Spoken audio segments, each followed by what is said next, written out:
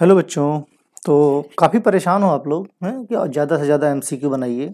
बच्चों ये बात तो सही है कि एमसीक्यू ज़्यादा से ज़्यादा सॉल्व करने हैं, लेकिन जितने मैंने एमसीक्यू अब तक दिए हैं ये काफ़ी ज़्यादा अच्छे हैं, काफ़ी इम्पोर्टेंट हैं। उनकी लगातार प्रैक्टिस करते रहिए, प्रैक्टिस में बने रहिए।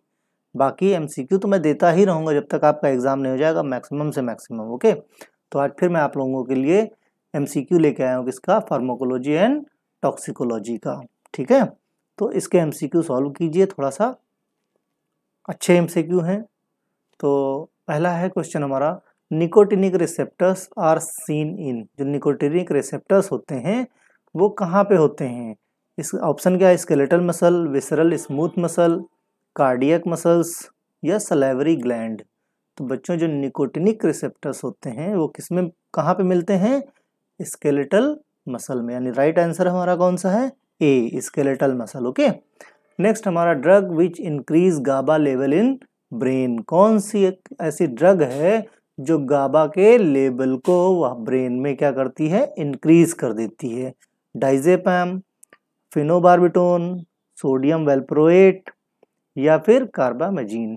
तो बच्चों इसमें जो सही आंसर है हमारा, जो सोडियम वेलप्रोएट होता है वो क्या करता है, इंक्रीज करता है गाबा लेवल को इन द ब्रेन में। Okay, which drug is 5-HT receptors agonist. वैसे तो बहुत सारी ड्रग्स हैं, लेकिन जो आपको ऑप्शन में दी गई हैं कौन से, एलेट्रिप्टैन, नैरट्रिप्टैन या सुमेट्रिप्टैन। तो कहीं पर भी ट्रिप्टैन दिख जाए, है ना, तो ट्रिप्टैन जो ड्रग होती हैं जैसे एलेट्रिप्टैन है, नैरट्रिप्टैन है या सुमेट्रिप्टैन है, ये कौन सी ड्रग है? 5-HT receptors. यानी हमारा आंसर क्या होगा? ऑल, डी ऑप्शन सही होगा।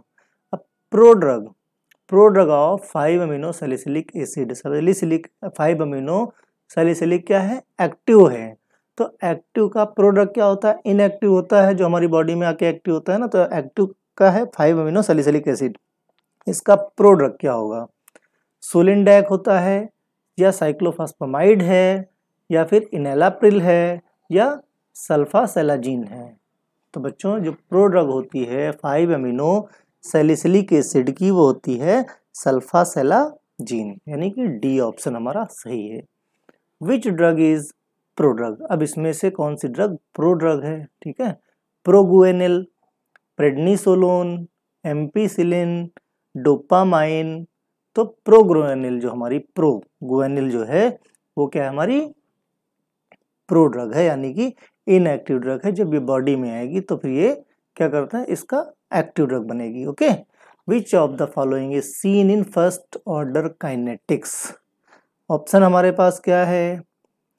Rate depends upon plasma concentration, rate does not depend upon plasma concentration, rate depends upon plasma protein binding या नन।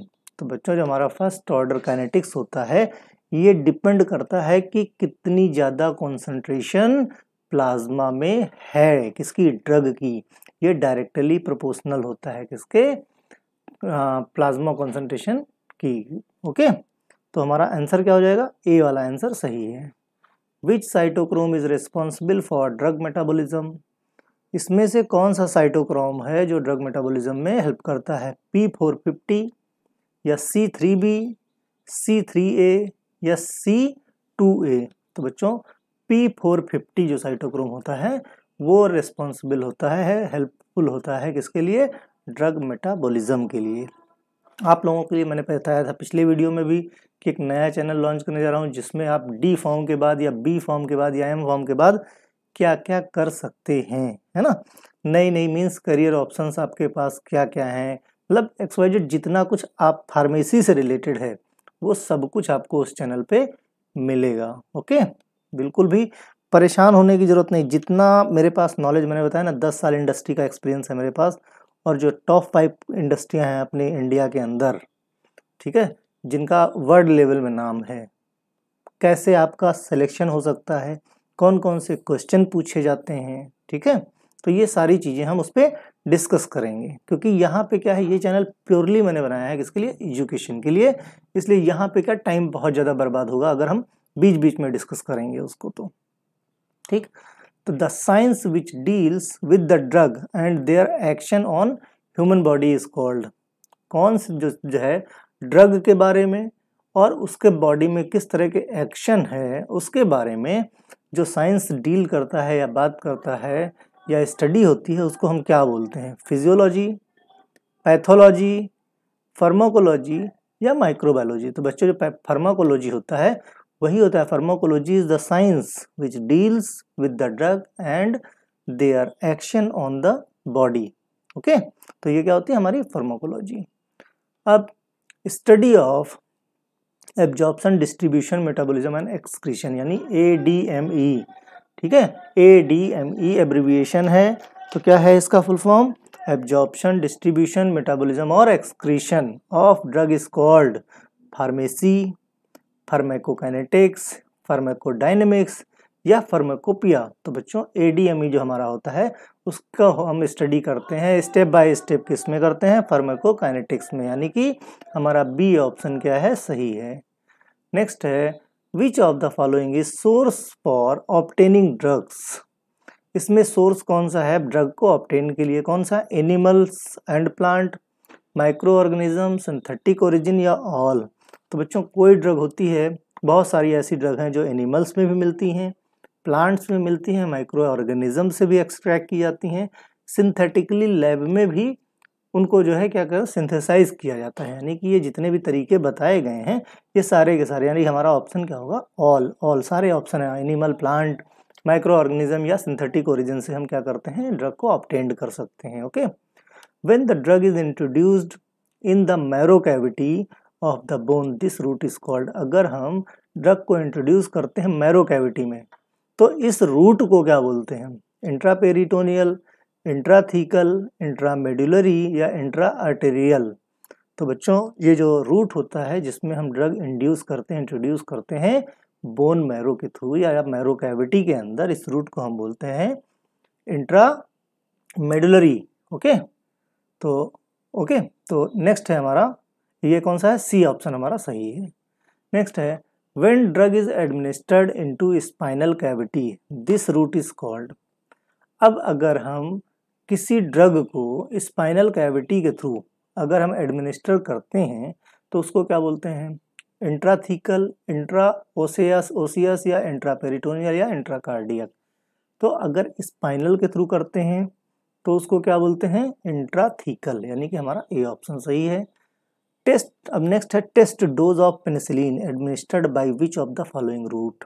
अब ये टेस्ट डोज क्या होती है बच्चों? जब सेंसिटिविटी टेस्ट किया जाता है कि मीन्स जैसे सपोज करो कि मैं अपनी बात बताता हूँ, अगर कि जैसे मैंने बीटा ब्लॉक में काम किया कुछ दिन, है ना, तो बीटा ब्लॉक में क्या बनता था? Penicillin, specially beta lactam ring जहाँ पर जिसमें रहती है, जैसे एमॉक्सिसिलिन में रहती है ना, तो एमॉक्सिसिलिन और क्लेवनेट पोटेशियम के वहाँ पे क्या है? ड्रग्स बना करती थी। जैसे हमारा क्लेवम है, एमॉक्सिसिलिन है, इसके सिरप है, टैबलेट है ना, तो ये सब बनते थे वहाँ पे। इंजेक्शंस हैं तो ये वहाँ पे बनते थे। तो वहाँ के लिए वहाँ ऐसे पर्सन्स की ज़रूरत है कि जो पेनिसिलिन से सेंसिटिव ना हो, यानी पेनिसिलिन से इनसेंसिटिव, यानी उसको एलर्जिक रिएक्शंस ना हो।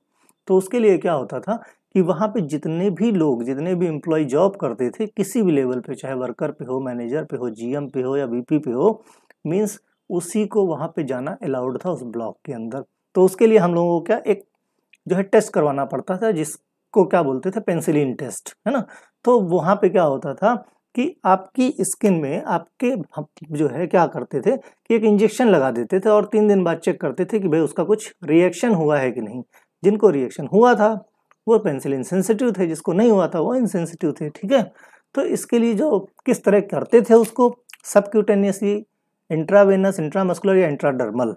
तो बच्चों जो इंजेक्शन लगाते थे वो कहाँ लगाते थे? इंट्राडर्मल, मतलब बहुत वो नहीं, स्किन के थोड़ा सा नीचे जस्ट लगा देते थे इंजेक्शन, और फिर उसको 3 दिन बाद टेस्ट किया जाता। 3 दिन बाद किसी को 1 हफ्ते में जो है रिएक्शंस नज़र आने शुरू हो जाते थे, और वहाँ पे पेन से क्या है वो सर्कल कर देते थे जिससे कि पता चले कि हाँ भाई इस जगह पे इंजेक्शन लगा हुआ है।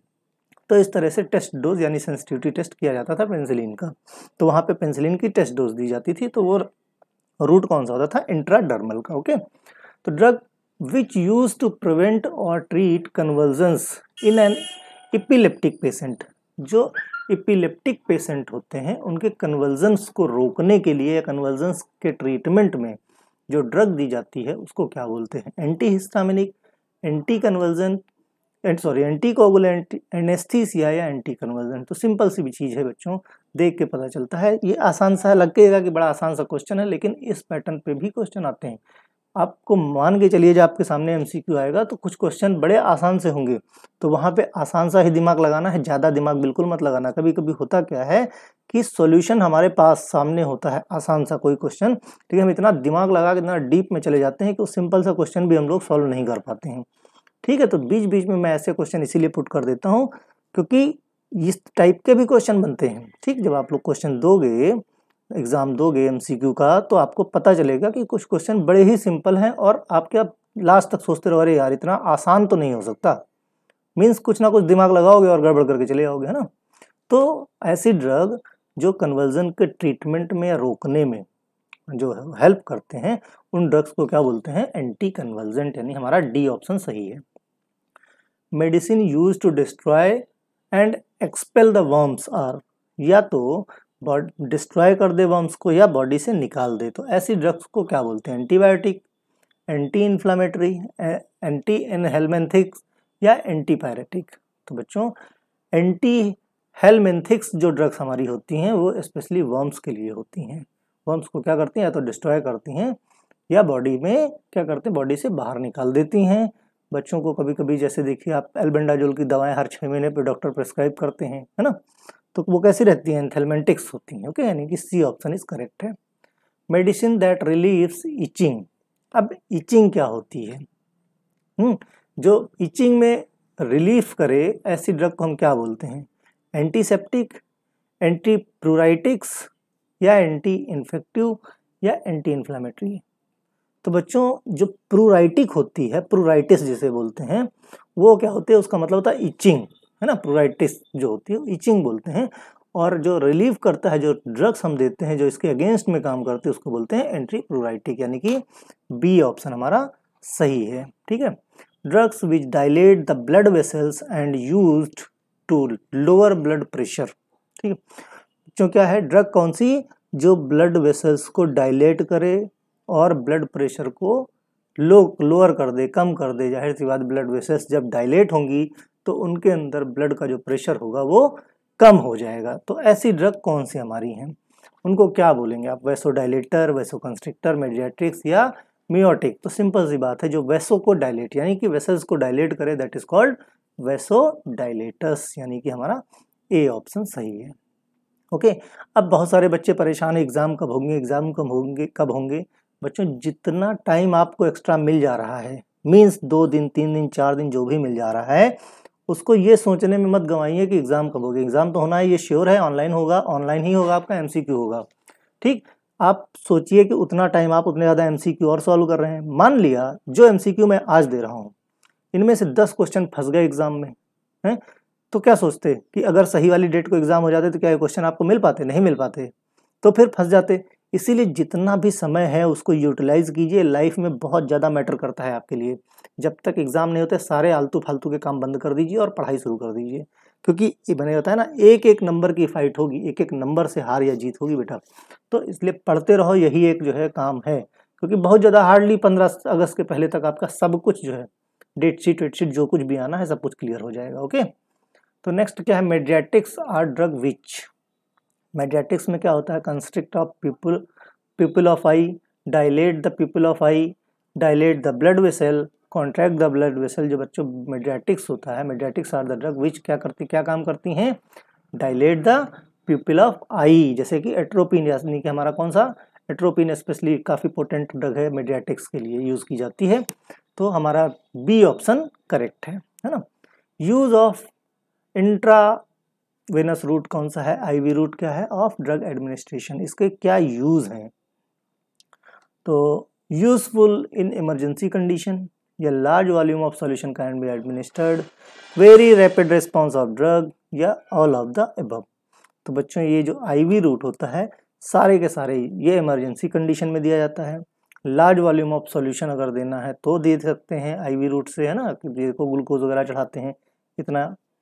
Very rapid response of drug, बहुत जल्दी, 100% बायो अवेलेबिलिटी इसकी होती है। तो ऑल ऑफ द अबव यानी डी ऑप्शन सही है।